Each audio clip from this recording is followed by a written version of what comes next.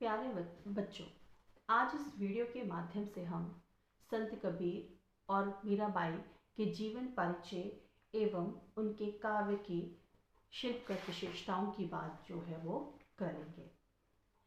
जैसे कि आप सब जानते हैं कि ये दोनों ही भक्ति काल के अंतर्गत जो है वो आते हैं। भक्ति काल का नाम भक्ति काल क्यों पढ़ा, इस विषय पर हम पहले ही चर्चा जो है वो कर चुके हैं कि इस काल की जो रचनाएं हैं उनमें भक्ति रस की प्रधानता होने के कारण इसे भक्ति काल नाम दिया गया और यह काल हिंदी साहित्य के इतिहास का स्वर्ण युग माना जाता है। यह काल दो भागों में विभाजित है, निर्गुण काव्य धारा और सगुण काव्य धारा।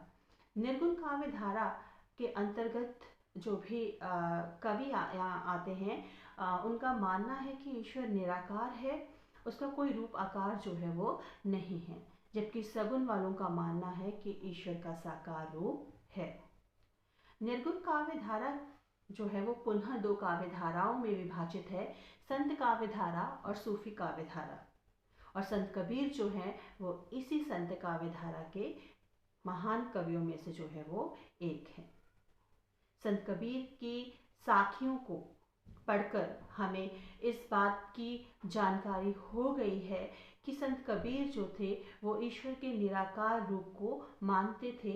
उनके अनुसार ईश्वर मंदिर मस्जिदों में नहीं है, वह प्रत्येक मनुष्य के हृदय में जो है वो बसता है। तो मनुष्य को उन्हें बाहर खोजने की बजाय जो है वो अपने अंतर यानी कि अपने मन में जो है वो खोजना चाहिए। और यदि हम और आगे बढ़ें तो हम देखते हैं कि संत कबीर की साखियां जो हैं वो अनुभव ज्ञान पर आधारित हैं। जैसे कि हम सब जानते हैं कि संत कबीर जो हैं वो पढ़े लिखे नहीं थे।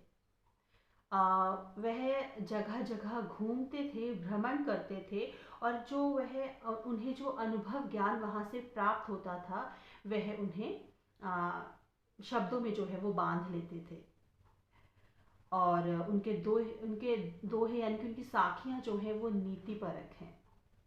नीति परक अर्थात हमें नैतिकता सिखाती हैं। यदि हम उनकी साखियों को पढ़कर उस शिक्षा को ग्रहण करते हैं तो हम सही अर्थों में जो हैं वो मानव जो है वो कहलाते हैं। एक ऐसा मानव जो पूरी मानव जाति, जो पूरी सृष्टि के विकास में जो है वो अपना एक सही योगदान जो है वो दे सकता है। और साथ ही साथ हमने यह भी पढ़ा कि संत कबीर की जो साखियाँ हैं वो दोहा छंद में लिखी गई हैं। अब ये दोहा छंद क्या है, मैं ये आशा करती हूँ कि जो दोहा छंद के विषय में जो मैंने वीडियो के माध्यम से आपको जानकारी दी है तो आप इसे भी जो है वो बहुत भली भांति जो है वो समझ गए होंगे। यदि हम संत कबीर के साखियों की, उनके दोहों की भाषा की बात करें तो हम यह देखते हैं कि उनकी भाषा जो है वो पंचमेल खिचड़ी जो है वो कहलाती है, क्योंकि उसमें बहुत सी भाषाओं का जो है वो समाहार जो है वो है। उसमें बहुत सी भाषाओं के शब्द जो है वो हमें मिलते हैं और साथ ही साथ उनकी भाषा को जो है वो सधुकड़ी भी जो है वो कहा जाता है। तो जब हम संत कबीर के किसी भी दोहे की व्याख्या करते हैं तो वहाँ पर हम इन बिंदुओं को जो है वो स्पष्ट जो है वो कर सकते हैं, जिससे हम उस दोहे की व्याख्या जो है वो सही अर्थों में और सही संदर्भ के साथ जो है वो कर सकते हैं। अब हम मीराबाई की बात करेंगे जो सगुन काव्य धारा के अंतर्गत जो है वो आती हैं, जिसके अनुसार ईश्वर का साकार रूप है। और यह काव्य धारा भी पुनः दो काव्य धाराओं में जो है वो विभाजित है, राम काव्य धारा और कृष्ण काव्य धारा।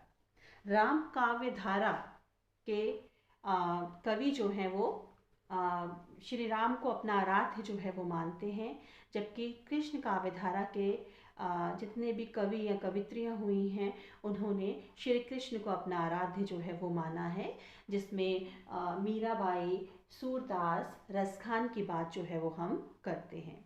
यदि हम मीराबाई के पदों को देखें तो हम देखते हैं कि उसमें कृष्ण के प्रति प्रेम जो है वो हमें देखने को जो है वो मिलता है। और हम साथ ही साथ यह भी देखते हैं कि उन्होंने अपने पदों में जो है वो कृष्ण के रूप सौंदर्य की बात जो है वो की है।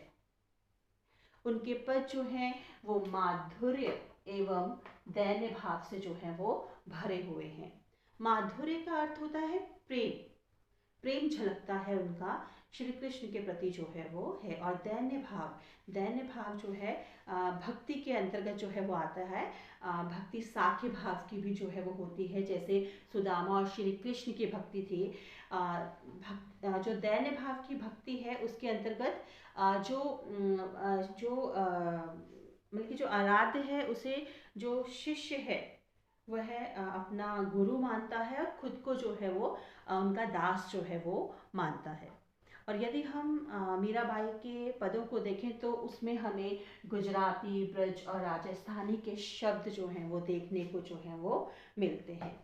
तो इस तरह से आप मीराबाई और संत कबीर की काव्यगत विशेषताओं से आशा करती हूँ कि ये विशेषताएं जो है वो आपको स्पष्ट जो है वो हो गई होंगी।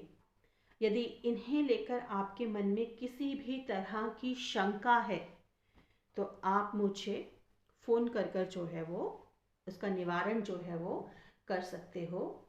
धन्यवाद।